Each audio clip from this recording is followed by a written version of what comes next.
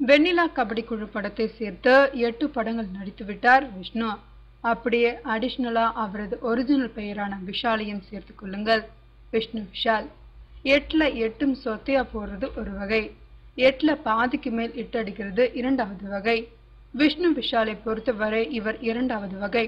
முண்டாசுப்பட்டி, ஜீவா, இன்று நேற்று நாளை என்ற கலெக்ஷன் ஏரியாவில் கையை கடிக்காத இருதான் அவர்.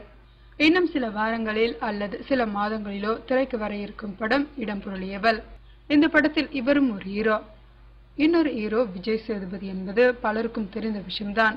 அவரும் பெரிய ஹீரோ, நீங்களும் வளர்ந்து வரும் ஹீரோ. ஒரே படத்தில் நடிக்கும் போது யாருக்கு இம்பார்ட்டன்ட் என்ற சிக்கல் வருமே, சமாளிச்சிட்டீங்களா என்ற கேள்விக்கு டென்ஷனே ஆகவில்லை விஷ்ணு.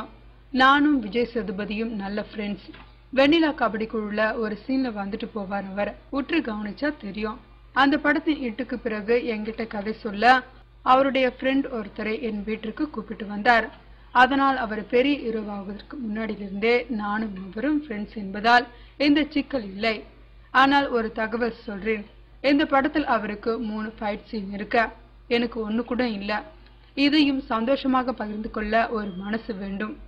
சரி, நடிகர் சங்க தேர்தல்ல யாருக்கு ஓட்டு போட போறீங்க என்ற தர்ம சங்கடமான கேள்விகளுக்கெல்லாம் சாமர்த்தியமாக தவிர்த்த விஷ்ணு விஷால் சொன்ன ஒரே விஷயம் இதுதான்.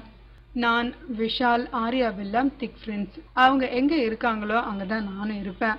இந்த நடிகர் சங்க விஷயத்தை பொறுத்தவரை விஷால் பக்கம் நியாயம் இருக்குன்னு தோணுது. சும்மாவே அவர் பக்கம் நிற்கும் நான் இப்போ நிற்க மாட்டேனா என்றார் ஆணி அடித்தார் போல. ஒரு ஸ்மார்ட் தகவல். சூப்பர் ஸ்டார் ரஜினியின் க்ளோஸ் ஃப்ரெண்ட் நட்ராஜின் மகளை தான் லவ் மேரேஜ் பண்ணியிருக்கிறார் விஷ்ணு விஷால். இவரது அப்பா ரமேஷ் குடவால காவல்துறையில் உயர் அதிகாரியாக இருக்கிறார்.